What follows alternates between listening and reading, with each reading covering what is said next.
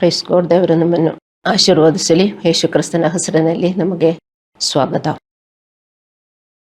ಇಂದು ನಮ್ಮ ಸಂದೇಶದ ಶೀರ್ಷಿಕೆ, ದೇವರು ಎಲ್ಲ ಸಮಯದಲ್ಲಿ ನಮ್ಮ ಪರವಾಗಿ ಕೆಲಸ ಮಾಡುತ್ತಿದ್ದಾನೆ. ಯೋಬನು 23:9 ಯೋಬನು ಹೇಳುತ್ತಾನೆ, ಎಡಗಡೆಯಲ್ಲಿ ಹುಡುಕಿದರೂ ನೋಡಲಾರನು, ಬಲಗಡೆ ತಿರುಗಿಕೊಂಡರೂ ಆತನನ್ನು ಕಾಣಿಸುವುದಿಲ್ಲ. ಈ ವಾಕ್ಯ ವೃಂದದಲ್ಲಿ ಯೋಬನು ತನ್ನ ಜೀವನದಲ್ಲಿ ದೇವರು ಹೇಗೆ ಕೆಲಸ ಮಾಡುತ್ತಾನೆ ಎಂಬುದನ್ನು ನೋಡಲು ತನ್ನ ಅಸಮರ್ಥತೆಯನ್ನು ಅವನು ಹೇಳುತ್ತಿದ್ದಾನೆ. ಅವನು ತನ್ನ ಜೀವನದಲ್ಲಿ ಕಠಿಣ ಸಮಯವನ್ನು ಎದುರಿಸುವಾಗಲೆಲ್ಲ ದೇವರು ತನಗೆ ಏನು ಮಾಡಕ್ಕೆ ಹೋಗಿದ್ದಾನೆ ಅಂತ ಅವನಿಗೆ ಗೊತ್ತಿರಲಿಲ್ಲ. ಮತ್ತು ನಮ್ಮ ಈ ಕಥೆಯ ಕೊನೆಯಲ್ಲಿ ನಾವು ಹೀಗೆ ಓದುತ್ತೇವೆ, ಯೋಬನು 42:10-12.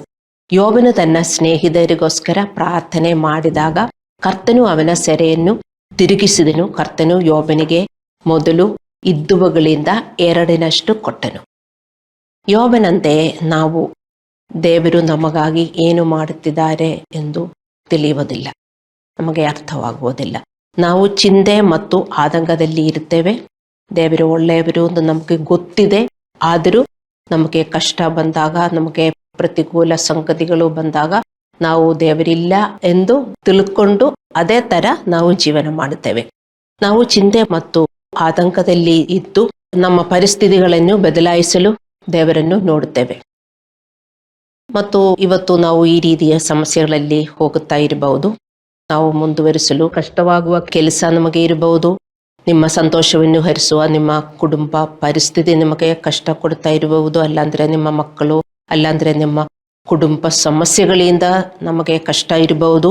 ಅಲ್ಲಾಂದ್ರೆ ಉಳಿಯುವುದಿಲ್ಲ ಎಂದು ತೋರುವ ಮದುವೆ ಅಂತಹ ಸಮಸ್ಯೆಗಳಿಗೆ ನಾವು ಸಿಲುಕಬಹುದು. ನೀವು ಹೊರಗೆ ಬರಲು ಸಾಧ್ಯವಾಗುವುದಿಲ್ಲ ಎಂದು ನೀವು ಯೋಚಿಸುತ್ತೀರಿ. ಅಂದ ಗುಂಡಿಯಲ್ಲಿ ಸಿಲುಕಿಕೊಂಡಿದ್ದೀರಿ ಎಂದು ನೀವು ಭಾವಿಸಬಹುದು. ನಮಗೇನು ಮಾಡಬೇಕು ಅಂತ ಗೊತ್ತಿಲ್ಲ. ತುಂಬ ದಿನ ಆಯಿತು ಪ್ರಾರ್ಥನೆ ಮಾಡ್ತಾ ಇದ್ದೇವೆ ಮತ್ತು ನಾವು ನಂಬಿಕೆ ದೇವರ ಹತ್ರ ಇಡ್ತೇವೆ, ಆದರೂ ನಾವು ಏನು ನೋಡ್ತಾ ಇಲ್ಲ. ಹಲ್ಲೆಲೂಯಾ. ನಾನು ಇವತ್ತು ನಿಮ್ಮನ್ನು ಪ್ರೋತ್ಸಾಹಿಸಲು ಬಯಸುತ್ತೇನೆ. ನೀವು ನೋಡದಿದ್ರು ದೇವರು ನಿಮ್ಮ ಪರವಾಗಿ ಕೆಲಸ ಮಾಡುತ್ತಿದ್ದಾನೆ, ನೀವು ಅದು ನಂಬಬೇಕು. ಇದರ ಬಗ್ಗೆ ನಿಮಗೆ ನಂಬಿಕೆ ಇರಲಿ. ಯೋಹಾನ 5:17 ಯೇಸುದೇವರು ಹೇಳುತ್ತಾನೆ, ನನ್ನ ತಂದೆಯು ಇಂದಿನವರೆಗೂ ಕೆಲಸ ಮಾಡ್ತಾನೆ, ನಾನು ಕೆಲಸ ಮಾಡುತ್ತಾ ಇದ್ದೇನೆ. ಸಮಸ್ಯೆ ಏನೆಂದರೆ ದೇವರು ಹೇಗೆ ಕೆಲಸ ಮಾಡುತ್ತಾನೆ ಮತ್ತು ದೇವರು ನಮಗಾಗಿ ಏನು ಕೆಲಸ ಮಾಡುತ್ತಾನೆ ಎಂದು ನಮಗೆ ತಿಳಿದಿಲ್ಲ. ಆದ್ದರಿಂದ ದೇವರು ನಮಗಾಗಿ ಮಾಡುತ್ತಿರುವುದನ್ನು ನಾವು ಕಳೆದುಕೊಳ್ಳುತ್ತೇವೆ. ದೇವರು ಮಾಡುತ್ತಾ ಇದ್ದಾರೆ ನಮಗೋಸ್ಕರ, ಆದರೆ ನಮಗದು ತಿಳಿದಿಲ್ಲ. ಹಲ್ಲೆಲೂಯಾ. ಬುದ್ಧಿವಂತಿಕೆ ಎಂದರೆ ದೇವರು ಏನು ಮಾಡುತ್ತಿದ್ದಾರೆಂದು ನಾವು ತಿಳಿದಿರಬೇಕು ಮತ್ತು ಅವರೊಂದಿಗೆ ಪಾಲುಗಾರರಾಗಲು ನಾವು ಬಯಸಬೇಕು ಮತ್ತು ನಾವು ವರ್ತಿಸಬೇಕು. ಆದ್ದರಿಂದ ಇಂದು ನಾವು ದೇವರು ನಮಗೋಸ್ಕರ ಕೆಲಸ ಮಾಡುತ್ತಿದ್ದಾನೆ ಎಂಬುದನ್ನು ಕಲಿಯುವುದು ಮಾತ್ರವಲ್ಲ, ಆದರೆ ನಮ್ಮ ದೈನಂದಿನ ಜೀವನದಲ್ಲಿ ದೇವರು ಕೆಲಸ ಮಾಡುವ ಅನುಭವವನ್ನು ಕೂಡ ನಾವು ಕಲಿಯಬೇಕು. ದೇವರು ಕೆಲಸ ಮಾಡ್ತಾ ಇದ್ದಾನೆ, ಅದು ನಾವು ಅನುಭವಿಸಬೇಕು. ಅದು ನಾವು ಇವತ್ತು ಕಲಿಯಕ್ಕೆ ಹೋಗ್ತಾ ಇದ್ದೀವಿ. ನನ್ನನ್ನು ತುಂಬಾ ಗಂಭೀರವಾಗಿ ನೀವು ಕೇಳಿಸ್ಕೊಳ್ಳಬೇಕು. ನಾವು ಕಾಣದ ಆಧ್ಯಾತ್ಮಿಕ ವಸ್ತುಗಳನ್ನು ನೋಡಲು ನಮಗೆ ಆಧ್ಯಾತ್ಮಿಕ ಕಣ್ಣುಗಳನ್ನು ದೇವರು ಕೊಟ್ಟಿದ್ದಾರೆ. ಅದರಿಂದ ನಮ್ಮ ಆಧ್ಯಾತ್ಮಿಕ ಕಣ್ಣುಗಳಿಂದ ನಾವು ನೋಡಬೇಕು. ಎಫೆಸದವರಿಗೆ 1:18 ಮತ್ತು ಅಪೊಸ್ತಲ ಕೃತ್ಯಗಳು 26:18 ನಾವು ಓದುತ್ತೇವೆ. ನಾವು ಕ್ರಿಸ್ತನನ್ನು ಸ್ವೀಕರಿಸಿದಾಗ ದೇವರು ನಮ್ಮ ಆಧ್ಯಾತ್ಮಿಕ ಕಣ್ಣುಗಳನ್ನು ತೆರೆದಿದ್ದಾರೆ. ನಮಗೆ 2 ಕಣ್ಣುಗಳಿದೆ.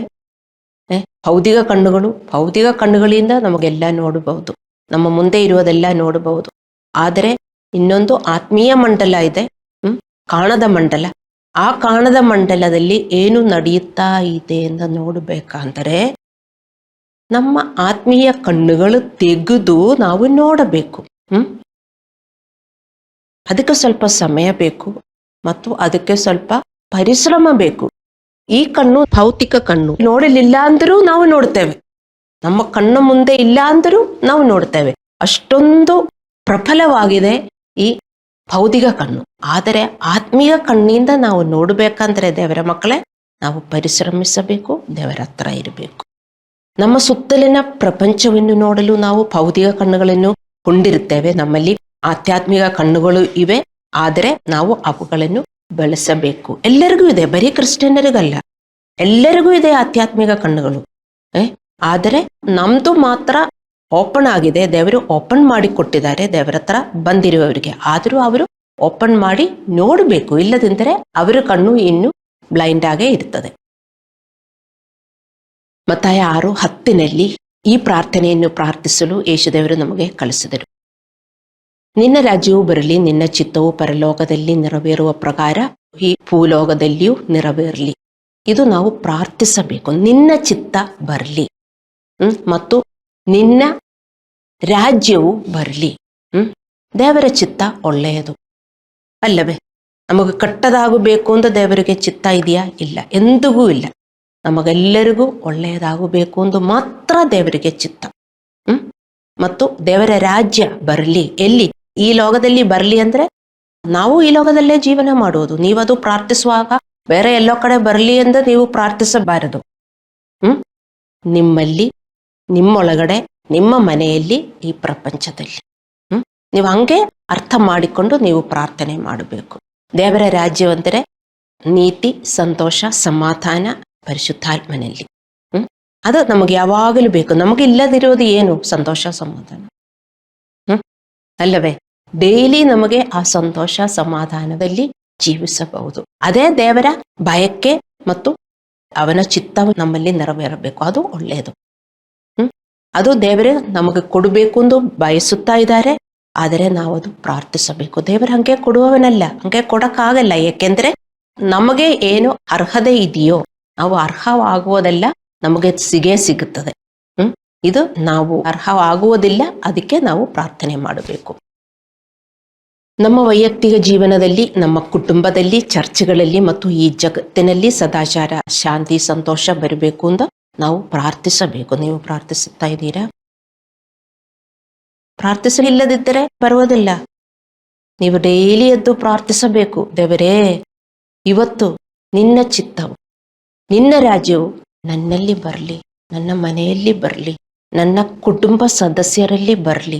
ನೀವು ಕಣ್ಣು ಮುಚ್ಚಿಕೊಂಡು ಹೃದಯದಿಂದ ಪ್ರಾರ್ಥಿಸಬೇಕು. ನೀವೇನು ಪ್ರಾರ್ಥಿಸುತ್ತೀರಾ ಡೈಲಿ? ದೇವರೇ, ನನಗದಿಲ್ಲ, ಅದು ಕೊಡಬೇಕು, ಇದಿಲ್ಲ, ಅದು ಕೊಡಬೇಕು. ನೀವು ಪ್ರಾರ್ಥಿಸುತ್ತೀರಲ್ಲ, ನಿಮಗೂ ಗೊತ್ತು. ಪ್ರಾರ್ಥಿಸಿದರೆ ದೇವರು ಕೊಡ್ತಾರೆ ಅಂತ. ಅಲ್ಲ ಅಂದ್ರೆ ಪ್ರಾರ್ಥಿಸುವುದಿಲ್ಲ. ಪ್ರಾರ್ಥನೆಯಲ್ಲಿ ನಂಬಿಕೆ ಇಲ್ಲದಿದ್ದರೆ ಯಾರೂ ಪ್ರಾರ್ಥಿಸುವುದಿಲ್ಲ. ಪ್ರಾರ್ಥನೆಯಲ್ಲಿ ನಂಬಿಕೆ ಇರುವವರು ಮಾತ್ರ ಪ್ರಾರ್ಥಿಸೋದು. ನೀವು ಪ್ರಾರ್ಥಿಸುವವರಾಗಿದ್ರೆ ಏನು ಪ್ರಾರ್ಥಿಸುತ್ತಾ ಇದ್ದೀರಿ? ಇದು ನೀವು ನಿಜವಾಗಲೂ ಪ್ರಾರ್ಥಿಸಬೇಕು. ದೇವರೇ, ನಿನ್ನ ಚಿತ್ತ ಮಾತ್ರ ನನ್ನ ಕುಟುಂಬದಲ್ಲಿ ನಡೆಯಬೇಕು. ನೀವು ಯಾವಾಗಲೂ ಪ್ರಾರ್ಥಿಸಬೇಕಾಗಿರುವ ಪ್ರಾರ್ಥನೆ. ನಾವು ಪ್ರಾರ್ಥಿಸಿದರೆ ಮಾತ್ರ ನಮ್ಮ ಜೀವನದಲ್ಲಿ ಇವುಗಳು ಸಂಭವಿಸುತ್ತವೆ ಎಂದು ನೀವು ಅರ್ಥ ಮಾಡಬೇಕು. ದೇವರ ಚಿತ್ತವು ನಮಗೆ ಒಳ್ಳೆಯದು. ಹಾಗಾದರೆ ಅವನು ನಮಗಾಗಿ ಏಕೆ ಮಾಡುವುದಿಲ್ಲ? ಈ ಸತ್ಯ ಅರ್ಥ ಮಾಡಿಕೊಳ್ಳಬೇಕು. ಎಫೆಸದವರಿಗೆ 2:10 ನಾವು ಓದುತ್ತೇವೆ, ನಾವು ಆತನ ನಿರ್ಮಾಣ ಸತ್ಕಾರ್ಯಗಳನ್ನು ಮಾಡುವುದಕ್ಕಾಗಿಯೇ ಯೇಸು ಕ್ರಿಸ್ತನಲ್ಲಿ ಸೃಷ್ಟಿಸಲ್ಪಟ್ಟೆವು. ನಾವು ಸತ್ಕಾರ್ಯಗಳನ್ನು ನಡೆಸುವವರಾಗಿ ಬದುಕಬೇಕೆಂದು ದೇವರು ನಮ್ಮನ್ನು ಮೊದಲು ನೇಮಿಸಿದರು. ನಾವು ಆತನ ನಿರ್ಮಾಣ, ವಿ ಆರ್ ಗಾಡ್ಸ್ ವರ್ಕ್ಮ್ಯಾನ್ಶಿಪ್. ಅಂದರೆ ನಾವು ಒಂದು ಒಳ್ಳೆಯ ಉದ್ದೇಶಕ್ಕಾಗಿ, ಒಳ್ಳೆಯ ಕೆಲಸಕ್ಕಾಗಿ ನಾವು ಕ್ರಿಸ್ತನಲ್ಲಿ ರಚಿಸಲ್ಪಟ್ಟಿದ್ದೇವೆ. ಆತ್ಮದ ಒಳ್ಳೆಯ ಕಾರ್ಯಗಳನ್ನು ನಾವು ಮಾಡಬೇಕು. ಆಗ ಮಾತ್ರ ನಾವು ಆಶೀರ್ವದಿಸಲ್ಪಡುತ್ತೇವೆ. ನೀವು ಜ್ಞಾನ ಸ್ನಾನ ತಕ್ಕೊಂಡು ಯೇಸು ಕ್ರಿಸ್ತನಲ್ಲಿ ಬಂದಿರೋದು ಎದಕ್ಕೆ? ಚರ್ಚಲ್ಲಿ ಬಂದು ಪ್ರಾರ್ಥಿಸಿ ಎಲ್ಲ ಸಿಕ್ಕೋದಕ್ಕಲ್ಲ. ಅದು ಸಿಕ್ಕಬೇಕಂದ್ರೆ ನೀವು ಆ ದೇವರ ನಿರ್ಮಾಣ ಆಗಬೇಕು. ದೇವರ ನಿರ್ಮಾಣ ನಾವು ಈಗ ನಾವು ಕ್ರಿಸ್ತನಲ್ಲಿ ರಚಿಸಲ್ಪಟ್ಟಿದ್ದೇವೆ. ಆತ್ಮದ ಕಾರ್ಯಗಳಲ್ಲಿ ನಾವು ಮುಂದೆ ಬರಬೇಕು. ಹಲ್ಲೆಲೂಯಾ. ಮತ್ತಾಯ 5:45 ಯೇಸುದೇವರು ಹೇಳಿದರು, ದೇವರ ಕೆಟ್ಟವರ ಮೇಲೆಯೂ ಒಳ್ಳೆಯವರ ಮೇಲೆಯೂ ತನ್ನ ಸೂರ್ಯನು ಉದಯಿಸುವಂತೆ ಮಾಡುತ್ತಾನೆ ಮತ್ತು ನೀತಿವಂತರ ಮೇಲೆಯೂ ಅನೀತಿವಂತರ ಮೇಲೆಯೂ ಮಳೆ ಸುರಿಸುತ್ತಾನೆ. ಇದು ನೈಸರ್ಗಿಕ ವಿಷಯಗಳು ಅಲ್ಲವೇ? ಇವತ್ತು ಮಳೆ ಬಂದಿದೆ, ಎಲ್ಲರ ಮೇಲೇನೂ ಬಂದಿದೆ. ಸೂರ್ಯನು ಉದಿಸುವಾಗಲೂ ಎಲ್ಲರ ಮೇಲೇನೂ ಬರುತ್ತದೆ. ಅದು ನೈಸರ್ಗಿಕ ಆಶೀರ್ವಾದ. ಅದಕ್ಕೋಸ್ಕರ ಯಾರು ಪ್ರಾರ್ಥಿಸಬೇಕಾಗಿಲ್ಲ. ಹಲ್ಲೆಲೂಯ. ಆದರೆ ಅಲೌಕಿಕ ಸಂಗತಿಗಳು ಸಂಭವಿಸಬೇಕೆಂದರೆ ನಾವು ಪ್ರಾರ್ಥಿಸಬೇಕು. ನಾವು ಅರ್ಹವಾದದ್ದನ್ನು ದೇವರು ನಮಗೆ ಕೊಡುತ್ತಾರೆ. ಅರ್ಹವಾದದ್ದು ನಾವು ಸ್ವಾಭಾವಿಕವಾಗಿ ಪಡೆಯುತ್ತೇವೆ. ನಾವು ದೇವರಿಂದ ಏನು ನಿರೀಕ್ಷಿಸುತ್ತೇವೆ ಅದು ಅಲೌಕಿಕವಾಗಿದೆ ಎಂದು ನೀವು ಅರ್ಥ ಮಾಡ್ಕೋಬೇಕು. ನಾವೇನು ದೇವರಿಂದ ನಿರೀಕ್ಷಿಸುವುದು? ನಿಮಗೆ ಗೊತ್ತು ನೀವೇನು ನಿರೀಕ್ಷಿಸ್ತೀರಾ. ನಿಮ್ಮ ಆಶೀರ್ವಾದಗಳು ಅಲೌಕಿಕ ಆಶೀರ್ವಾದಗಳು. ಅದು ಲೌಕಿಕವಾಗಿ ಅಲ್ಲಾಂದರೆ ಅದು ನ್ಯಾಚುರಲ್ ಆಗಿ ನೈಸರ್ಗಿಕವಾಗಿ ಬರುವುದಿಲ್ಲ. ಅದಕ್ಕೋಸ್ಕರ ನೀವು ಪ್ರಾರ್ಥಿಸಬೇಕು ಮತ್ತು ನೀವು ಬದಲಾಗಬೇಕು. ಫಿಲಿಪ್ಪಿಯದವರಿಗೆ 4:13 ಪೌಲನು ಹೇಳ್ತಾನೆ, ನನ್ನನ್ನು ಬಲಪಡಿಸುವ ಕ್ರಿಸ್ತನ ಮೂಲಕ ನಾನು ಎಲ್ಲವುಗಳನ್ನು ಮಾಡಬಲ್ಲೆನು. ಪೌಲನು ತಾನೇ ಎಲ್ಲವನ್ನೂ ಮಾಡಬಹುದು ಎಂದು ಹೇಳಲಿಲ್ಲ. ಅವನು ದೇವರ ಶಕ್ತಿಯ ಬಲದಿಂದ ಜೀವನದಲ್ಲಿ ಎಲ್ಲ ಭಯಾನಕ ಸಂಗತಿಗಳು ಶಾಂತಿಯೊಂದಿಗೆ ಹೋಗುತ್ತಿದ್ದರು. ಹೋರಾಟಗಳು ಮತ್ತು ಸಮಸ್ಯೆಗಳು ನಮ್ಮ ಜೀವನದ ಭಾಗವಾಗಿದೆ. ನಮ್ಮ ಶಕ್ತಿ ಮತ್ತು ಭರವಸೆಯನ್ನು ಅದು ಕಳೆದುಕೊಳ್ಳುತ್ತದೆ. ಏನು ಪೌಲನು ಹೇಳ್ತಾನೆ, ನನ್ನನ್ನು ಬಲಪಡಿಸುವ ಕ್ರಿಸ್ತನ ಮೂಲಕ ನಾನು ಎಲ್ಲವನ್ನೂ ಮಾಡಬಲ್ಲೆನು. ನಾವೇನು ಮಾಡಬೇಕು ಹೇಳಿ? ದೇವರ ವಾಕ್ಯಗಳು ಅನುಸರಣೆ ಮಾಡಬೇಕು. ನಮಗೆ ಹೇಳಕ್ಕಾಗಲ್ಲ, ನನಗಿದು ಮಾಡಕ್ಕಾಗಲ್ಲ, ನನಗೆ ಹಿಂಗೆ ಇರಕ್ಕಾಗಲ್ಲ ಅಂತ ಹೇಳಕ್ಕಾಗಲ್ಲ. ದೇವರ ಶಕ್ತಿಯಿಂದ ನಮಗೆಲ್ಲ ಮಾಡಕ್ಕಾಗತ್ತೆ. ಅದೇ ಪೌಲನು ಹೇಳ್ತಾ ಇರುವುದು. ನಾವು ಹೋರಾಟಗಳು ಮತ್ತು ಸಮಸ್ಯೆಗಳ ಮೂಲಕ ಹೋದಾಗಲೆಲ್ಲ ಈ ಸತ್ಯವನ್ನು ನಾವು ತಿಳಿದುಕೊಳ್ಳಬೇಕು. ದೇವರು ನಮ್ಮನ್ನು ಬಲಪಡಿಸುತ್ತಾನೆ ಮತ್ತು ನಮಗೆ ಶಕ್ತಿ ನೀಡುತ್ತಾನೆ. ನಮ್ಮ ಪ್ರಾಬ್ಲಮ್ ಏನು? ನಮ್ಮ ಪ್ರಾಬ್ಲಮ್ಸ್ ಅಲ್ಲವೇ? ನಾವು ಹಾದು ಹೋಗುವ ಭಯಂಕರ ಪ್ರಾಬ್ಲಮ್ಸ್. ಆವಾಗ ನಮ್ಮ ಶಕ್ತಿಯೆಲ್ಲ ಕಳೆದು ಹೋಗ್ತದೆ ಅಲ್ಲವೇ? ನಾವು ಆವಾಗ ಬಲ ಉಳ್ಳವರಾಗಿ ನಿಂತ್ಕೋಬೇಕಂದರೆ ದೇವರಿಂದ ಶಕ್ತಿ ಬೇಕು. ನಾವು ಶಕ್ತಿ ಕೇಳಿಕೊಳ್ಳಬೇಕು. ಅಲ್ಲಿ ನಾವು ಬೀಳಬಾರದು. ನಾವು ದೇವರನ್ನು ನಂಬಿ ಪ್ರಾರ್ಥಿಸಿದಾಗ ನಮ್ಮ ಸಮಸ್ಯೆಗಳಿಂದ ನಾವು ಸೋಲಿಸಲ್ಪಡುವುದಿಲ್ಲ. ನಾವು ನಮ್ಮ ಎಲ್ಲ ಪರೀಕ್ಷೆಗಳು ಮತ್ತು ಕೆಲಸಗಳನ್ನು ನಮ್ಮನ್ನು ಶುದ್ಧೀಕರಿಸಲು ಬಳಸಲು ದೇವರು ಮಾಡುತ್ತಿದ್ದಾನೆ. ದೊಡ್ಡ ಬೆಂಕಿಯಂತಹ ಪರಿಸ್ಥಿತಿ ಬಿಟ್ಟು ನಮ್ಮನ್ನು ಯಾವುದೂ ಶುದ್ಧೀಕರಿಸುವುದಿಲ್ಲ. ನಮ್ಮೆಲ್ಲರಿಗೂ ಅದು ಬೇಕು. ಸಮಸ್ಯೆಗಳು ನಮಗೂ ಎಲ್ಲರಿಗೂ ಬರುತ್ತದೆ. ಯಾರಿಗೂ ಇಲ್ಲ ವಿತೌಟ್ ಸಮಸ್ಯೆ. ನಮಗೂ ಪ್ರಾಬ್ಲಮ್ ಇಲ್ಲ. ಎಲ್ಲ ಖುಷಿ ಖುಷಿಯಾಗಿ ನಡೆದರೆ ನಮಗೇನು ಪ್ರಾಬ್ಲಮ್ ಇಲ್ಲ. ನಮಗೇನು ಬೇಕೋ ಅದು ಸಿಗ್ತದೆ. ಅಲ್ಲಾಂದ್ರೆ ಒಂದು ಪ್ರಾರ್ಥನೆ ಮಾಡಿದರೆ ಸಿಗುತ್ತದೆ, ಅಲ್ಲಾಂದ್ರೆ ನಾವೊಂದು ಬಯಸಿದರೆ ಸಿಗುತ್ತದೆ. ಹಂಗೆಲ್ಲ ನಮಗೂ ಬರ್ತಾ ಇಲ್ವಲ್ಲ, ಅದೇ ನಮ್ಮ ಪ್ರಾಬ್ಲಮ್. ನಮಗೆಲ್ಲ ಪ್ರಾಬ್ಲಮ್ಸ್ ಈ ಲೋಕದಲ್ಲಿ ಇರುವ ಯಾರು ಹುಟ್ಟಿದಾರೋ ಅವರಿಗೆಲ್ಲ ಪ್ರಾಬ್ಲಮ್ಸ್. ಯೋಬನು 5:7 ಮತ್ತು 14:1 ನೀವು ಓದಿದರೆ ನಮಗಿದು ಅರ್ಥವಾಗುತ್ತದೆ. ಎಲ್ಲರಿಗೂ ಪ್ರಾಬ್ಲಮ್ಸ್ ಇದೆ. ಆ ಪ್ರಾಬ್ಲಮ್ ಇಂದ ನಮಗೆ ಶಕ್ತಿ ಹೋಗುವುದು, ನಮಗೆ ಜೀವನ ಮಾಡಬೇಕು ಅಂತ ಅನಿಸೋದಿಲ್ಲ, ನಮಗೆ ಆತಂಕ ಬರುವುದು, ನಮಗೆ ಎಲ್ಲ ಪ್ರಾಬ್ಲಮ್ಸ್ ಉಂಟಾಗುವುದು ಅದೇ. ಆದರೆ ದೇವರೇನು ಹೇಳುತ್ತಾರೆ, ಆ ಪ್ರಾಬ್ಲಮ್ ನಾವು ತಕ್ಕೊಂಡು ಅದರಿಂದ ನಾವು ಶುದ್ಧೀಕರಿಸಪಡಬೇಕು. ಬೆಂಕಿಯಂತಹ ಪ್ರಾಬ್ಲಮ್ಸ್ ಇಂದ ನಾವು ಶುದ್ಧೀಕರಿಸಲ್ಪಡಬೇಕು. ಅದು ನಮಗೆ ಬೇಕು. ನಾವು ದೇವರಲ್ಲಿ ಒಳ್ಳೆಯವರಾಗಿ ಜೀವನ ಮಾಡುವುದಕ್ಕೆ, ದೇವರ ಪಾತ್ರಗಳನ್ನು ನಮ್ಮಲ್ಲಿ ಬೆಳೆಯುವುದಕ್ಕೆ ನಾವು ದೇವರ ಹತ್ರ ಬಂದಿರುವುದು. ಅದಕ್ಕೆಲ್ಲ ವಿಶ್ವಾಸಿಗಳಿಗೆ ಅನುಮಾನ ಇರಬಾರದು. ನಾವೆಲ್ಲ ಬದಲಾಗಬೇಕು.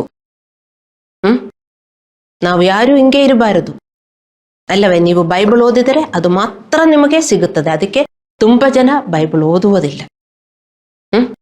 ಓದಲಿಲ್ಲ ಅಂದ್ರೆ ಯಾರಿಗೂ ಅರ್ಥವಾಗುವುದಿಲ್ಲ. ಬರೀ ಪ್ರಾರ್ಥಿಸುತ್ತಾರೆ, ಅದಕ್ಕೆ ತುಂಬಾ ಜನ ದಣಿದಿರುತ್ತಾರೆ. ಬೈಬಲ್ ಓದಿದರೆ ನಿಮಗೂ ಅರ್ಥವಾಗುತ್ತದೆ. ನಾವು ಹಿಂಗೆ ಇದ್ರೆ ನಮಗೆ ದೇವರಿಂದ ಏನು ಸಿಗುವುದಿಲ್ಲ. ನಾವು ಬದಲಾಗಬೇಕು ಮತ್ತೆ ಪ್ರಾರ್ಥಿಸಬೇಕು, ಬದಲಾಗಬೇಕು. ದೇವರಿಂದ ನಮಗೆ ಶಕ್ತಿ ಬೇಕು. ಸೊ ದೊಡ್ಡ ಬೆಂಕಿಯಂತಹ ಪರಿಸ್ಥಿತಿಗಳು ನಮಗೆ ಬರುತ್ತದೆ. ಆವಾಗ ನಾವು ದಣಿದಿರಬಾರದು. ನಾವು ಸಂತೋಷದಿಂದ ಇರಬೇಕು, ಸಮಾಧಾನದಿಂದ ಇರಬೇಕು. ಯಾಕೆ? ದೇವರು ನಮಗೋಸ್ಕರ ಕೆಲಸ ಮಾಡುತ್ತಾರೆ. ಇಲ್ಲಿ ಬರೆದಿದೆ ಕೀರ್ತನೆಗಳು 66:12. ನಮ್ಮ ಸಮೃದ್ಧಿಯು ಬೆಂಕಿಯ ಮೂಲಕ ಮಾತ್ರ ನಮ್ಮ ಸಮೃದ್ಧಿ. ಅಂದರೆ ಅನೇಕ ಸಮಸ್ಯೆಗಳು ನಿಮಗೆ ಇದ್ದರೆ ನಿಮ್ಮ ಹೃದಯವನ್ನು ಕಳೆದುಕೊಳ್ಳಬಾರದು. ಸದಾಚಾರದಲ್ಲಿ ದೇವರಿಗೆ ಹತ್ತಿರವಾಗಿರಬೇಕು.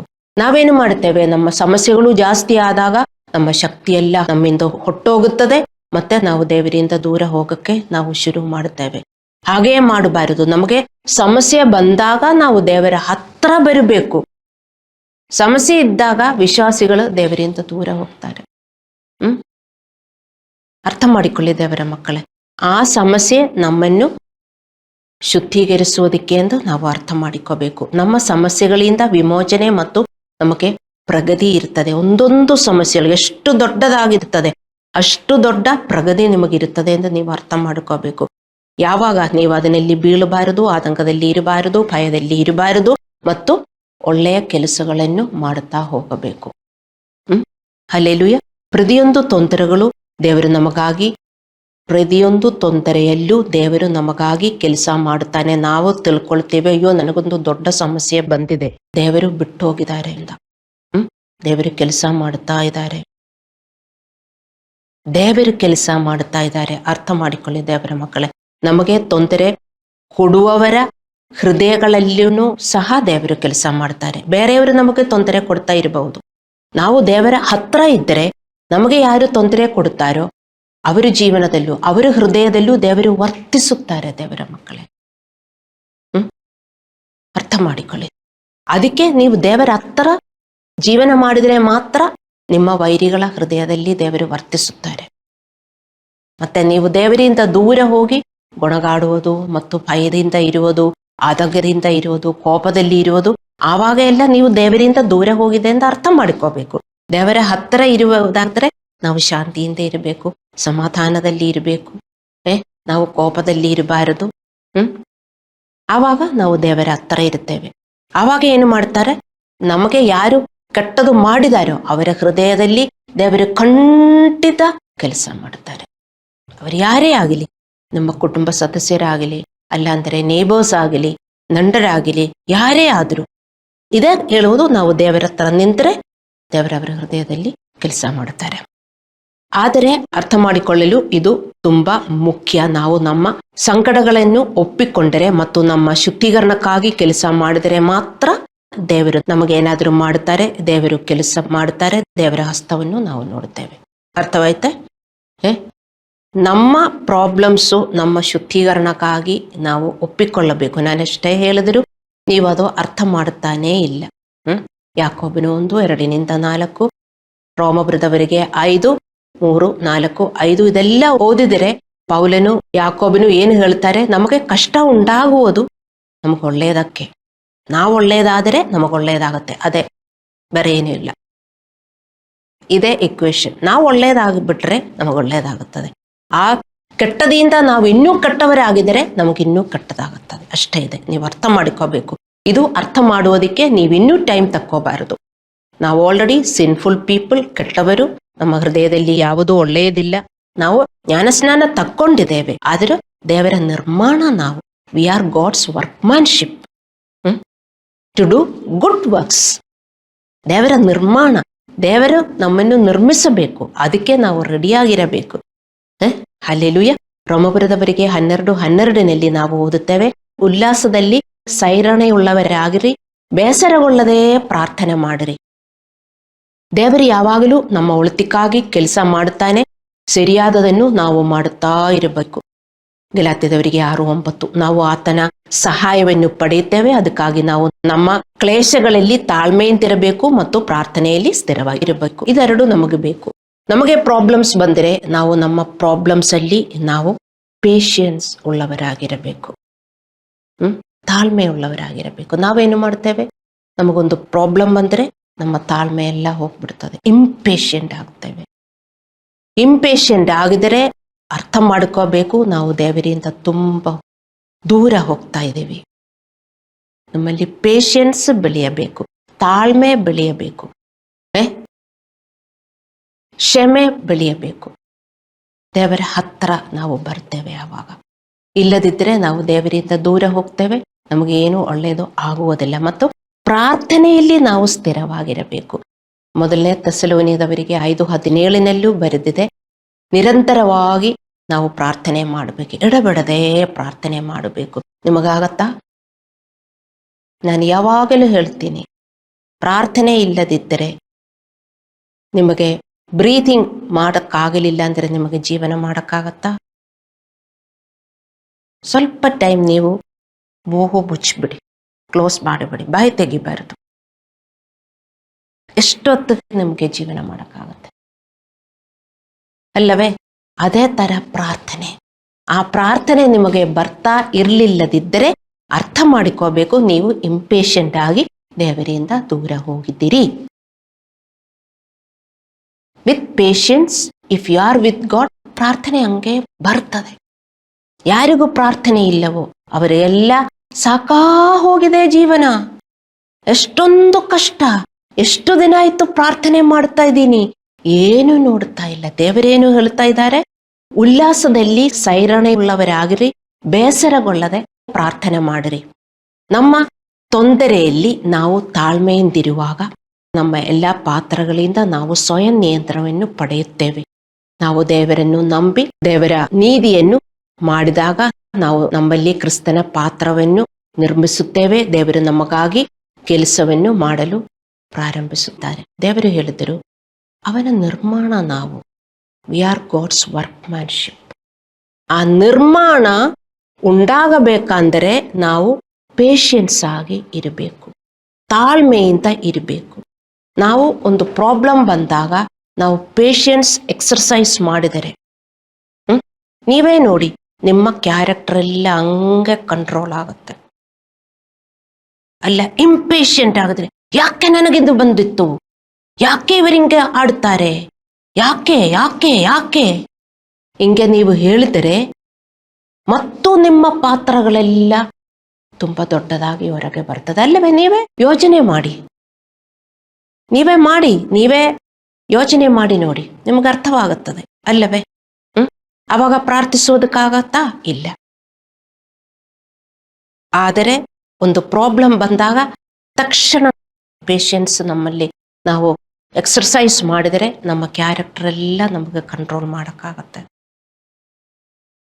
ಆವಾಗ ದೇವರು ನಮಗೋಸ್ಕರ ಕೆಲಸ ಮಾಡ್ತಾರೆ. ಅರ್ಥ ಮಾಡಿಕೊಳ್ಳಿ, ಇದೇ ಸುವಿಶೇಷ, ಸುವಾರ್ತೆ, ಗುಡ್ ನ್ಯೂಸ್ ಆಫ್ ಗಾಸ್ಪೆಲ್. ಇದೊಂದು ಗುಡ್ ನ್ಯೂಸ್, ನೀವು ಅರ್ಥ ಮಾಡ್ಕೋಬೇಕು. ಇದೊಂದು ಗುಡ್ ನ್ಯೂಸ್ ಅಲ್ವಾ? ನೀವು ನಿಮ್ಮನ್ನು ಕಂಟ್ರೋಲ್ ಮಾಡಿದರೆ, ದೇವರನ್ನು ನಂಬಿ ನಿಮ್ಮನ್ನು ಕಂಟ್ರೋಲ್ ಮಾಡಿದರೆ ದೇವರೆದ್ದು ಬರ್ತಾರೆ. ನಿಮ್ಗೂ ಗೊತ್ತಿದೆಯಾ? ಇದು ಸುಮ್ಮನೆ ನಾನೇನಾದ್ರೂ ಹೇಳುವುದಲ್ಲ, ಇದು ನಿಜ. ದೇವರ ಕೈಯನ್ನು ನೀವು ಹಂಗೆ ನೋಡುವುದು, ನೀವು ನಿಮ್ಮನ್ನು ಕಂಟ್ರೋಲ್ ಮಾಡಬೇಕು. ಕೋಪ ಬರ್ತದೆ, ಏನು ಮಾಡಬೇಕು ಅಂತ ನಿಮಗೇ ಗೊತ್ತಿಲ್ಲ, ತುಂಬ ಇಂಪೇಷಂಟ್ ಆಗಿರ್ತೀರಿ, ಅಫೆಂಡೆಡ್ ಆಗಿರ್ತೀರಿ, ಆತಂಕದಲ್ಲಿ ಇರ್ತೀರಿ. ಅದೆಲ್ಲ ನೀವು ಕಂಟ್ರೋಲ್ ಮಾಡಿದರೆ ದೇವರು ಬರ್ತಾರೆ. ಇದೇ ಸುವಾರ್ತೆ, ಅರ್ಥ ಮಾಡಿಕೊಳ್ಳಿ ದೇವರ ಮಕ್ಕಳೇ. ಹಲ್ಲೆಲೂಯಾ. ಅದಕ್ಕೆ ಮೊದಲನೇ ಥೆಸಲೋನಿಯದವರಿಗೆ 5:16-18 ಹೇಳಿದೆ, ಯಾವಾಗಲೂ ಸಂತೋಷದಿಂದಿರಿ, ಎಡಬಿಡದೇ ಪ್ರಾರ್ಥಿಸಿರಿ, ಮತ್ತು ದೇವರಿಗೆ ಸ್ತೋತ್ರ ಸ್ತುತಿಗಳನ್ನು ಅರ್ಪಿಸಿ, ಯಾವಾಗಲೂ ಸಂತೋಷಿಸಿರಿ. ಇದು ನಾವು ಅನುಸರಣೆ ಮಾಡಿದರೆ ದೇವರು ನಮ್ಮ ಜೊತೆಗಿರುತ್ತಾರೆ. ನಮ್ಗಾಗುವುದಿಲ್ಲ, ಕ್ಲೇಶಗಳು ಬರ್ತದೆ, ಕಷ್ಟಗಳು ಬರ್ತದೆ. ಆವಾಗಲೂ ನಾವು ದೇವರಿದ್ದಾರೆ, ದೇವರು ನನಗೋಸ್ಕರ ಕೆಲಸ ಮಾಡ್ತಾರೆ, ನಾನು ಕಷ್ಟದಲ್ಲಿ ಇದ್ದೀನಿ, ದೇವರು ನನಗೋಸ್ಕರ ಕೆಲಸ ಮಾಡ್ತಾನೆ. ನಾವು ದೇವರನ್ನು ನಂಬಿ ನಾವು ಸಂತೋಷದಿಂದಿದ್ದರೆ, ಮತ್ತು ನೆಕ್ಸ್ಟ್ ಸ್ಟೆಪ್ ಏನು? ಪ್ರಾರ್ಥಿಸಬೇಕು. ನಿಮಗೋಸ್ಕರ ಫಸ್ಟ್ ನಿಮ್ಮ ಸೆಲ್ಫ್ ಕಂಟ್ರೋಲ್ಗೋಸ್ಕರ, ಮತ್ತು ನೀವು ಸೆಲ್ಫ್ ಕಂಟ್ರೋಲ್ ಬಿಟ್ಟು ಏನು ಮಾಡಬಾರದು. ಅದಕ್ಕೆ ನೀವು ಪ್ರಾರ್ಥಿಸಬೇಕು, ಮತ್ತು ನಿಮಗೆ ಯಾರು ತೊಂದರೆ ಕೊಟ್ಟಿದ್ದಾರೋ ಅವರಿಗೋಸ್ಕರ ನೀವು ಪ್ರಾರ್ಥಿಸಬೇಕು, ನಿಮ್ಮ ಪ್ರಾಬ್ಲಮ್ಸ್ಗೋಸ್ಕರ ಪ್ರಾರ್ಥಿಸಬೇಕು, ಮತ್ತು ದೇವರಿಗೆ ಧನ್ಯವಾದ ಅರ್ಪಿಸಬೇಕು. ದೇವರೆದ್ದು ಬರ್ತಾರೆ. ಇದೇ ಸುವಾರ್ತೆ. ಮೊದಲನೇ ಕೊರಿಂಥದವರಿಗೆ 16:9 ಪೌಲನು ಹೇಳುತ್ತಾನೆ, ಕಾರ್ಯಸಾಧಕವಾಗುವ ದೊಡ್ಡದೊಂದು ಬಾಗಿಲು ನನಗೋಸ್ಕರ ತೆರೆಯಲ್ಪಟ್ಟಿದೆ, ಅನೇಕ ವಿರೋಧಿಗಳು ಇದ್ದಾರೆ. ಅಂತಹ ವಿಷಯಗಳು ಪೌಲನಿಗೆ ಪ್ರತ್ಯೇಕವಾಗಿರಲಿಲ್ಲ. ದೇವರು ನಮಗೆ ಹೆಚ್ಚಿನ ಆಶೀರ್ವಾದಗಳನ್ನು ನೀಡಲು ಬಯಸುವಾಗ ಸೇಟಾನ ಕೆಲಸಗಳು ಅದನ್ನು ನಿಲ್ಲಿಸಲು ಇರುತ್ತದೆ. ಸೇಟಾನನು ನಮ್ಮ ಅನ್ಯಾಯದ ಮೂಲಕ ಮಾತ್ರ ದೇವರ ಕೆಲಸವನ್ನು ನಿಲ್ಲಿಸಬಹುದು. ದೇವರು ನಮಗೆ ಆಶೀರ್ವಾದ ಮಾಡುವುದಕ್ಕೆ ಇದ್ದಾನೆ. ಆದರೆ ಪಿಶಾಜಿ ಆ ಆಶೀರ್ವಾದ ನಮಗೂ ದೇವರು ಕೊಡಬಾರದು, ಅದಕ್ಕೋಸ್ಕರ ಕೆಲಸ ಮಾಡ್ತಾನೆ. ಹಾಗಾದರೆ ಹೇಗೆ ನಮಗೂ ದೇವರ ಆಶೀರ್ವಾದ ಸಿಗುವುದು? ಹೇಗೆ ದೇವರ ಚಿತ್ತವನ್ನು ನಮ್ಮ ಜೀವನದಲ್ಲಿ ಬರುವುದು? ದೇವರ ಮಕ್ಕಳೇ ಹೇಳಿ. ನಮಗೆ ವೈರಿ ಇದೆ.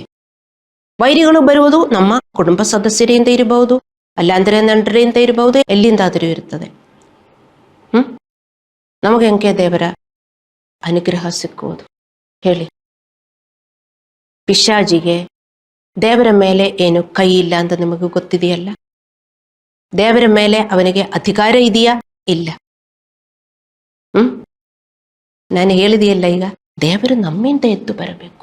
ಅವನು ನಮ್ಮಲ್ಲಿ ದೇವರು ನೋಡಬೇಕು, ನಮ್ಮೊಬ್ಬೊಬ್ಬರಲ್ಲೂ ದೇವರು ನೋಡಬೇಕು. ಆದರೆ ಅವನು ಹೊಟ್ಟೋಗ್ತಾನೆ.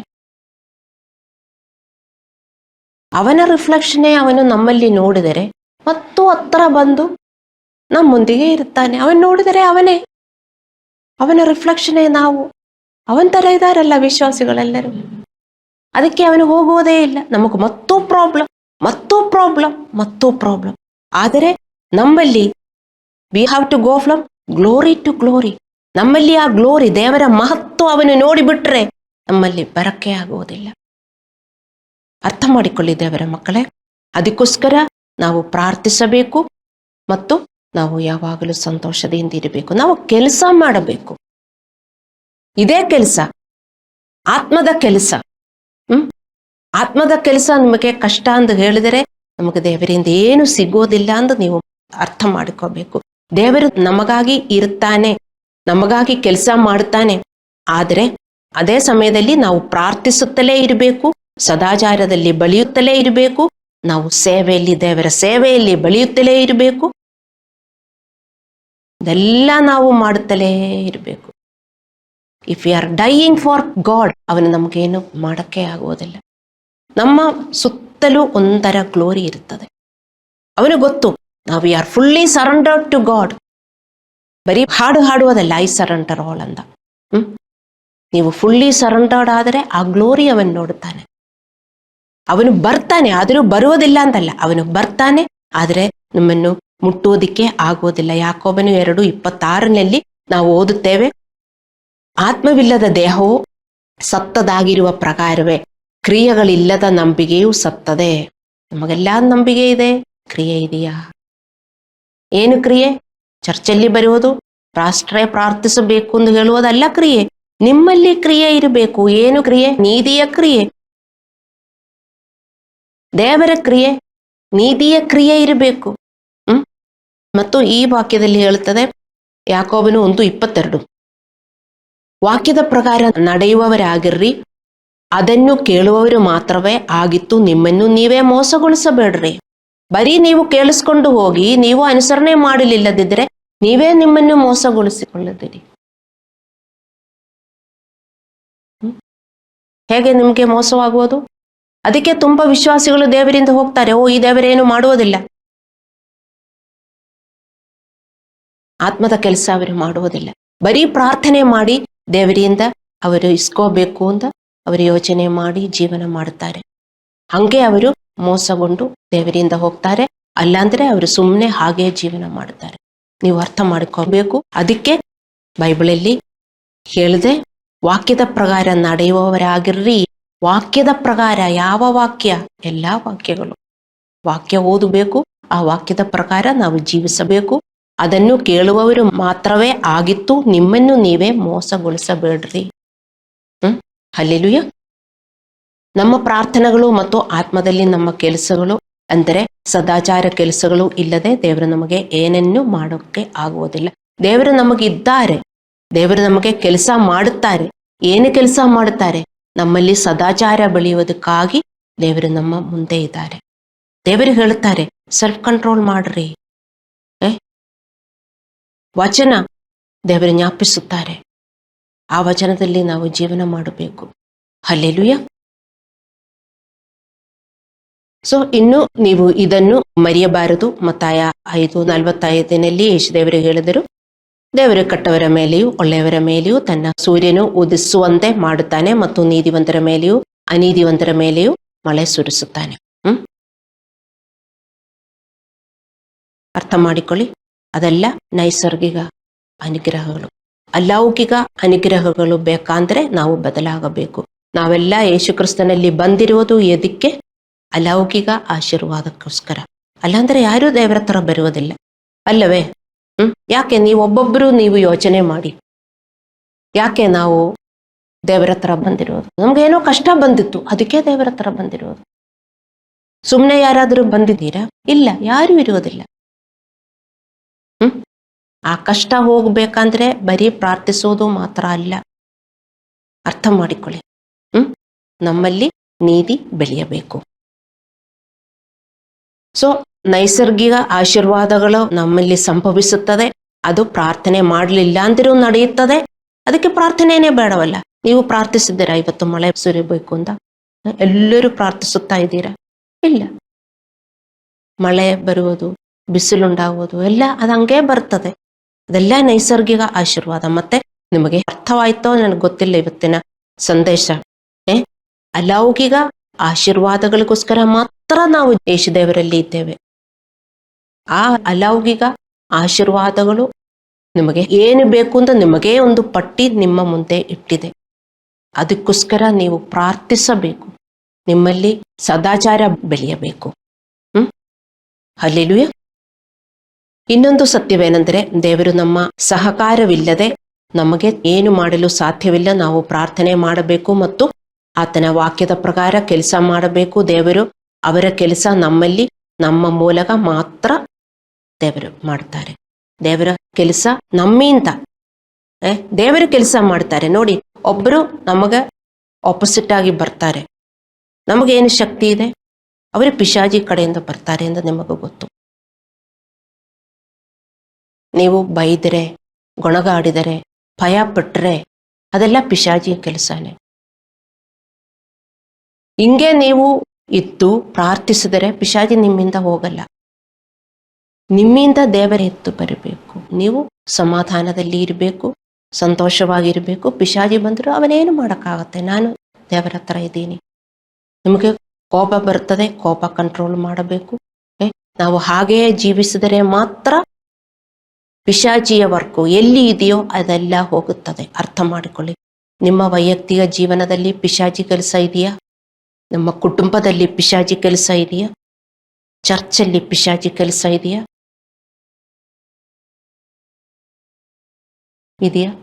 ಎಲ್ಲ ಕಡೆ ಪಿಶಾಚಿ ಕೆಲಸ ಇದೆ. ಪಿಶಾಚಿ ನಮ್ಮ ವೈರಿ. ಅವನು ಹೋಗ್ಬೇಕಂದ್ರೆ ದೇವರು ಬೇರೆ ಕಡೆಯಿಂದ ಬರುವುದಿಲ್ಲ, ನಮ್ಮಿಂದ ಎದ್ದು ಬರಬೇಕು. ನಮ್ಮಿಂದ ಎದ್ದು ಬಂದು ಯುದ್ಧ ಮಾಡಬೇಕು. ಅದಕ್ಕೆ ನಮ್ಮನ್ನು ಯೇಸು ದೇವರಲ್ಲಿ ನಿರ್ಮಿಸಲ್ಪಟ್ಟಿದೆ. ಹಲ್ಲೆಲೂಯಾ. ಪ್ರಾರ್ಥನೆ ಬೇಕು. ನೀವು ತಿಳ್ಕೊಳ್ತೀರಿ ಇದೆಲ್ಲ ಆಗುವುದಿಲ್ಲ ಅಂತ, ಆದರೆ ನೀವು ನಂಬಿಕೆ ಉಳ್ಳವರಲ್ಲ. ಇದು ಮಾತ್ರ ಬೈಬಲಲ್ಲಿ ಬರೆದಿರುವುದು. ಅಲ್ಲವೇ? ದೇವರ ಚಿತ್ತ ಪ್ರಕಾರ, ದೇವರ ಚಿತ್ತ ಒಳ್ಳೆಯದೇ. ಅದು ದೇವರ ಚಿತ್ತ ಅಂತ ಹೇಳಿ ನೀವು ಸುಮ್ಮನೆ ಮಲಗಿದರೆ ಏನು ಬರುವುದಿಲ್ಲ. ನೀವು ಪ್ರಾರ್ಥಿಸಿದರೆ ಮಾತ್ರ ಅದು ಬರುವುದು. ನಿಮ್ಮ ಮನೆಯಲ್ಲೂ ಎಲ್ಲದಲ್ಲೂ ನೀವು ಪ್ರಾರ್ಥನೆ ಮಾತ್ರ ಬಿಡಬಾರದು. ಮತ್ತು ಪ್ರಾರ್ಥನೆ ಎಂದರೆ ಹೆಂಗೆ? ನೀವು ತಿನ್ನುವುದು, ಮಲಗುವುದು ಮತ್ತು ಕೆಲಸ ಮಾಡುವಂತೆಯೇ ನೀವು ಪ್ರಾರ್ಥನೆಯು ಪರಿಗಣಿಸಬೇಕು. ತಿನ್ನುವುದು, ಮಲಗುವುದು, ನಿಮ್ಮ ಕೆಲಸ ಮಾಡುವುದು, ಇದೆಲ್ಲ ನೀವು ಬಿಡ್ತೀರಾ? ನೀವು ಅದಕ್ಕೆ ಆದ್ಯತೆ ಕೊಡುವುದಿಲ್ಲ. ಊಟ ಮಾಡುವುದಕ್ಕೆ ನಾವೆಲ್ಲರೂ ಆದ್ಯತೆ ಕೊಡ್ತೇವೆ, ಮಲಗುವುದಕ್ಕೆ ಆದ್ಯತೆ ಕೊಡ್ತೇವೆ, ನಾವು ಆದ್ಯತೆ ಕೊಡ್ತೇವೆ. ಅದು ಅಲ್ಲ, ನಮಗೆಲ್ಲ ಇದು ಮಾಡುವುದಕ್ಕೂ ಸಂತೋಷ ಇದೆ. ಊಟ ಮಾಡುವುದಕ್ಕೆ ಎಲ್ಲರಿಗೂ ಸಂತೋಷ ಇದೆ. ಅದೇ ಥರನ ನೀವು ಪ್ರಾರ್ಥನೆ ಮಾಡುವುದು. ಮಲಗಕ್ಕಾದ್ರೂ ಎಷ್ಟೋ ಖುಷಿ, ಅಯ್ಯೋ ನಿದ್ದೆ ಬರ್ತಾ ಇದೆ, ಎಲ್ಲರೂ ಹೋಗ್ತಾರೆ. ಅದೇ ಥರ ಅಯ್ಯೋ ನನಗೂ ಪ್ರಾರ್ಥನೆ ಬರ್ತಾ ಇದೆ ಅಂತ ಯಾರಾದರೂ ಹೇಳ್ತಾರ? ನನಗೂ ಪ್ರಾರ್ಥಿಸಬೇಕು ಈಗ. ನೆಂಟರು ಬಂದರು, ನನಗೆ ಈಗ ಪ್ರಾರ್ಥನೆ ಟೈಮ್, ನಾನು ಹೋಗಿ ಪ್ರಾರ್ಥಿಸುತ್ತೇನೆ ಎಂದು ಯಾರಾದರೂ ಹೇಳ್ತಾರ? ಅವರ ಜೊತೆಗೆ ನೀವು ಉಲ್ಲಾಸ ಮಾಡ್ತೀರಿ. ಅದೇ ಪ್ರಾರ್ಥನೆ. ಪ್ರಾರ್ಥನೆ ನಮಗೆ ಬಿಡಕ್ಕಾಗಲ್ಲ. ಪ್ರಾರ್ಥನೆಗೆ ನೀವು ಇಂಪಾರ್ಟೆನ್ಸ್ ಕೊಡಬೇಕು. ಅರ್ಥ ಮಾಡಿಕೊಳ್ಳಿ. ಎಲ್ಲಿ ಪ್ರಾರ್ಥನೆ ಇಲ್ಲವೋ ಆ ಕುಟುಂಬ ನಾಶ ಆಗುತ್ತದೆ ಎಂದು ನೋಡಿ ದೇವರ ಮಕ್ಕಳೇ. ನಿಮ್ಮ ಕುಟುಂಬದಲ್ಲೆಲ್ಲ ನೋಡಿ, ಒಂದು ಲ್ಯಾಂಪ್ ಹೆಂಗೆ ಹುರಿಯುತ್ತದೆ ಅದೇ ಥರ ಪ್ರಾರ್ಥನೆ ಇರಬೇಕು. ಹಿಂದೂ ಮನೆಗಳಲ್ಲೆಲ್ಲ ಯಾವಾಗಲೂ, ಅಲ್ಲಾಂತರ ಚರ್ಚ್ಗಳಲ್ಲೆಲ್ಲ ಯಾವಾಗಲೂ ಲ್ಯಾಂಪ್ ಉರಿತಾ ಇರುತ್ತದೆ. ಅದರಲ್ಲಿ ಮತ್ತು ಎಣ್ಣೆ ಹಾಕಿ ಉರಿತಾ ಇರ್ತದೆ. ಅದೇ ತರ ನಾವು ಉರಿತಾ ಇರುವವರಾಗಬೇಕು. ಅದಕ್ಕೆ ನಾವು ಪ್ರಾರ್ಥಿಸುತ್ತಾ ಇರಬೇಕು. ಚರ್ಚಲ್ಲಿ ಪ್ರಾರ್ಥನೆ ಇಲ್ಲದಿದ್ದರೆ, ಚರ್ಚ್ ಸದಸ್ಯರಿಗೆ ಪ್ರಾರ್ಥನೆ ಇಲ್ಲದಿದ್ದರೆ ಚರ್ಚ್ ನಾಶವಾಗುತ್ತದೆ. ಸೇಟನ್ ತಕೊಂಡು ಹೋಗ್ತಾನೆ. ದೇವರ ಚಿತ್ತ ಇಲ್ಲ, ಸೇಟನ್ ತಕೊಂಡು ಹೋಗ್ತಾನೆ. ಅರ್ಥ ಮಾಡಿಕೊಳ್ಳಿ. ನಿಮ್ಮ ವೈಯಕ್ತಿಕ ಜೀವನದಲ್ಲೂ ಒಳ್ಳೇದು ಕೊಡಬೇಕು ಅಂತ ದೇವರಿಗೆ ಚಿತ್ತ. ಆದರೆ ನೀವು ಪ್ರಾರ್ಥಿಸಲಿಲ್ಲದಿದ್ದರೆ, ಅದಕ್ಕೆ ನಾನೆಲ್ಲರಿಗೂ ಹೇಳ್ತೀನಿ, ಪ್ರಾರ್ಥನೆ ಇಂಪ್ರೂವ್ ಮಾಡಿ. ಎಲ್ಲರೂ ನಿಮ್ಮ ಪರ್ಸನಲ್ ಪ್ರೇಯರ್, ಫ್ಯಾಮಿಲಿ ಪ್ರೇಯರ್, ಫ್ಯಾಮಿಲಿಗೋಸ್ಕರ ಪ್ರೇಯರು, ಚರ್ಚ್ಗೋಸ್ಕರ ಪ್ರೇಯರು ನೀವು ಇನ್ಕ್ರೀಸ್ ಮಾಡಬೇಕು. ನನಗೋಸ್ಕರ ಪ್ರೇಯರು, ನಿಮ್ಮ ಪಾಸ್ಟರ್ಗೆ ನೀವು ತುಂಬ ಪ್ರಾರ್ಥಿಸಬೇಕು. ಇದೆಲ್ಲ ನೀವು ಜಾಸ್ತಿ ಮಾಡಿದರೆ ಮಾತ್ರ ಇದೆಲ್ಲ ಉಳಿಯುತ್ತದೆ. ಇಲ್ಲದಿದ್ದರೆ ಯಾವುದೂ ಉಳಿಯುವುದಿಲ್ಲ. ಅರ್ಥ ಮಾಡಿಕೊಳ್ಳಿ. ಸೊ ನಾವು ತಿನ್ನುವ ಥರ, ಮಲಗುವ ಥರ, ಕೆಲಸ ಮಾಡುವ ಥರ ನಾವು ಪ್ರಾರ್ಥನೆಯನ್ನು ಪರಿಗಣಿಸಬೇಕು. ಪ್ರಾರ್ಥನೆ ನಮ್ಮ ಅಗತ್ಯವಾಗಿರಬೇಕು. ಪ್ರಾರ್ಥನೆಯು ನಾವು ಆನಂದಿಸಬೇಕು, ಅಗತ್ಯವಾಗಿರಬೇಕು. ಅದೇ ನಾನು ಈ 3 ಉದಾಹರಣೆಗಳು ಕೊಟ್ಟಿದೆ. ಊಟ ಮಾಡುವ ಥರ, ಮಲಗುವ ಥರ. ಎಷ್ಟು ಜನ ನೀವೆಲ್ಲ ಎಷ್ಟೊಂದು ಮಲಗ್ತೀರ, ಎಷ್ಟೊಂದು ಆನಂದ ಪಡ್ತೀರ ಮಲಗೋದಕ್ಕೆ, ಅಲ್ಲವೇ? ನನಗೆ ಗೊತ್ತು. ಮೆಸೇಜ್ ಎಲ್ಲ ಮಾಡಿದರೆ ಸುಮ್ಮನೆ ಹೇಳ್ತಾರೆ ವರ್ಕ್ ಮಾಡ್ತಾ ಇದ್ದೀನಿ, ಮಲಗ್ತಾ ಇದ್ದಾರೆ. ಒಂದು ಮೆಸೇಜ್ ಮಾಡಿದರೆ ಸಿಗುವುದಿಲ್ಲ, ಕರೆದರೆ ಕೆಲವರನ್ನು ಸಿಗುವುದಿಲ್ಲ. ಏನು ಮಾಡ್ತಾರೆ? ಕೆಲಸ ಮಲಗ್ತಾ ಇದ್ದಾರೆ. ಪಾಸ್ಟರ್ನ ಅವರು ಚೀಟ್ ಮಾಡ್ತಾರೆ, ಮತ್ತೆ ದೇವರನ್ನೆಷ್ಟು ಚೀಟ್ ಮಾಡ್ತಾರೆ. ಅರ್ಥ ಮಾಡಿಕೊಳ್ಳಿ ದೇವರ ಮಕ್ಕಳೇ. ಪ್ರಾರ್ಥನೆ ಆದ್ಯತೆಯಾಗಿರಬೇಕು ಮತ್ತು ನಾವು ಆನಂದಿಸಬೇಕು. 1 ಥೆಸಲೋನಿಕದವರಿಗೆ 5:17 ಹೇಳುವ ಪ್ರಕಾರ ನಾವು ಎಡಬಿಡದೆ ಪ್ರಾರ್ಥಿಸಬೇಕು. ಮತ್ತು 1 ಯೋಹಾನ 5:14 ಹೇಳುವ ಪ್ರಕಾರ ದೇವರ ಚಿತ್ತದ ಪ್ರಕಾರ ನಾವು ಏನು ಪ್ರಾರ್ಥಿಸಿದರೂ ದೇವರು ಕೊಡ್ತಾರೆ. ಮತ್ತೆ ಚಿತ್ತದ ಪ್ರಕಾರ ಪ್ರಾರ್ಥಿಸುತ್ತಾ ಇರಬೇಕು. ನಿಮ್ಮ ವಿಮೋಚನೆ, ನಿಮ್ಮ ಫ್ಯಾಮಿಲಿಯ ವಿಮೋಚನೆ, ನಿಮಗೊಂದು ಫ್ಯಾಮಿಲಿಯಲ್ಲಿ ಪ್ರಾಬ್ಲಮ್ ಇದ್ದರೆ, ನಿಮ್ಮ ಕುಟುಂಬ ಸದಸ್ಯರಿಗೆ ಪ್ರಾಬ್ಲಮ್ ಇದ್ದರೆ, ವಿಮೋಚನೆ ದೇವರ ಚಿತ್ತ ಅಲ್ವಾ? ನೀವೆಷ್ಟು ಪ್ರಾರ್ಥಿಸುತ್ತಾ ಇದ್ದೀರಿ? ಚರ್ಚೆಲ್ಲ ತುಂಬಿ ಹರಿಯುವುದು ದೇವರ ಚಿತ್ತ ಅಲ್ವಾ? ಯಾರೂ ಇಲ್ಲ ಪ್ರಾರ್ಥನೆ ಮಾಡುವುದಕ್ಕೆ. ಅದಕ್ಕೆ ದೇವರ ಮಕ್ಕಳೇ ಅರ್ಥ ಮಾಡ್ಕೊಳ್ಳಿ. ಆನಂದಿಸಿ, ಆನಂದದಿಂದ ಪ್ರಾರ್ಥನೆ ಮಾಡಬೇಕು. ಸುಮ್ಮನೆ ಏನಾದರೂ ಹಾಗಲಕಾಯಿ ತಿನ್ನುವ ಥರ ಅಲ್ಲ ನೀವು ಪ್ರಾರ್ಥನೆ ಮಾಡಬೇಕಾಗಿರುವುದು. ನಿಮ್ಗೇನು ಇಷ್ಟ ಇದೆಯೋ ಆ ಫುಡ್ ನೀವು ಹೆಂಗೆ ತಿಂತೀರೋ ಅದೇ ಥರ ಪ್ರಾರ್ಥನೆ ಮಾಡಬೇಕು ದೇವರ ಮಕ್ಕಳೇ. ಅರ್ಥ ಮಾಡಿಕೊಳ್ಳಿ. ಪ್ರಾರ್ಥನೆ ಇಲ್ಲದಿದ್ದರೆ ನಾವು ಎಲ್ಲರೂ ನಾಶವಾಗುತ್ತೇವೆ ದೇವರ ಮಕ್ಕಳೇ. ಅರ್ಥ ಮಾಡಿಕೊಳ್ಳಿ. ವೈಯಕ್ತಿಕವಾಗಿ ನಮ್ಮ ಕುಟುಂಬಗಳು, ಚರ್ಚು ಎಲ್ಲ ನಾಶವಾಗುತ್ತೆ ವಿದೌಟ್ ಪ್ರೇಯರ್. ಹಲ್ಲೆಲೂಯಾ. ಸ್ವಾಭಾವಿಕವಾಗಿ ನಮ್ಮ ವೈಯಕ್ತಿಕ ಜೀವನದಲ್ಲಿ, ನಮ್ಮ ಕುಟುಂಬದಲ್ಲಿ, ಚರ್ಚಿನಲ್ಲಿ ಸ್ವಾಭಾವಿಕವಾಗಿ ಏನೂ ಆಗುವುದಿಲ್ಲ. ಏನಾದರೂ ಒಳ್ಳೇದಾಗುತ್ತಾ? ಪ್ರಾರ್ಥನೆ ಇಲ್ಲದೆ ಏನಾದರೂ ಒಳ್ಳೇದಾಗುತ್ತಾ ದೇವರ ಮಕ್ಕಳೇ? ಏನೂ ಒಳ್ಳೇದಾಗುವುದಿಲ್ಲ. ಹಲ್ಲೆಲೂಯಾ. ಸೊ ಪ್ರಾರ್ಥನೆಯ ಕೊರತೆಯಿಂದಾಗಿ ಚರ್ಚಿನಲ್ಲಿ ದೇವರ ಚಿತ್ತ ನಡೆಯುವುದಿಲ್ಲ, ವಿಶ್ವಾಸಿಗಳಲ್ಲಿ ನಡೆಯುವುದಿಲ್ಲ, ಮತ್ತು ಈ ಲೋಕದಲ್ಲಿ ನಡೆಯುವುದಿಲ್ಲ. ಈ ಲೋಕದಲ್ಲಿ ಈಗ ಪ್ರಾರ್ಥಿಸೋದಕ್ಕೆ ಯಾರೂ ಇಲ್ಲ. ಎದ್ದೇಳ್ರಿ, ಪ್ರಾರ್ಥನೆ ಮಾಡ್ರಿ. ನೀವು ಯೋಚನೆ ಮಾಡ್ತೀರಿ ಎಲ್ಲಿ ಇದೆ ಟೈಮ್ ಅಂತ. ಹಂಗೆ ಯಾವಾಗಲೂ ನೀವು ತಿಳ್ಕೊಳ್ಳಬಾರದು. ನೀವು ಪ್ರಾರ್ಥನೆ ಮಾಡಲಿಲ್ಲ ಅಂದ್ರೆ ನಿಮ್ಮ ಟೈಮ್ ನೀವು ವ್ಯರ್ಥ ಮಾಡುತ್ತೀರಿ. ಎಷ್ಟೊಂದು ಟೈಮು ನೀವು ಬೇರೆಯವರ ಹತ್ರ ಎಲ್ಲ ಫೋನಲ್ಲೇ ಇರ್ತೀರಿ. ಅಲ್ಲಾಂದ್ರೆ ನೀವು ಸುಮ್ಮನೆ ಇದ್ರೆ ನಿಮ್ಮೊಂದಿಗೆ ನೀವು ಮಾತನಾಡ್ತಾ ಇದ್ದೀರಿ. Self talk. ಮರೆಯಲ್ಲಿ ಇದ್ದರೆ ಏನಾದರೂ ಪ್ರಯೋಜನ ಇದೆಯಾ? ಆ ಟೈಮೆಲ್ಲ ನಾವು ಪ್ರಾರ್ಥನೆ ಮಾಡೋದಕ್ಕೆ ನಾವು ಉಪಯೋಗಿಸಬೇಕು. ಯಾವಾಗ ಅದಾಗತ್ತೆ, ನಮಗೆ ಪೇಷನ್ಸ್ ಇದ್ದರೆ ಮಾತ್ರ ನಮಗೆ ಪ್ರಾರ್ಥನೆ ಬರ್ತದೆ. ಇದು ರೋಮಪುರದವರಿಗೆ 12:12 ಉಲ್ಲಾಸದಲ್ಲಿ ಸೈರಣೆಯುಳ್ಳವರಾಗಿರಲಿ, ಬೇಸರಗೊಳ್ಳದೆ ಪ್ರಾರ್ಥನೆ ಮಾಡ್ರಿ. Patient in tribulation and continues in prayer.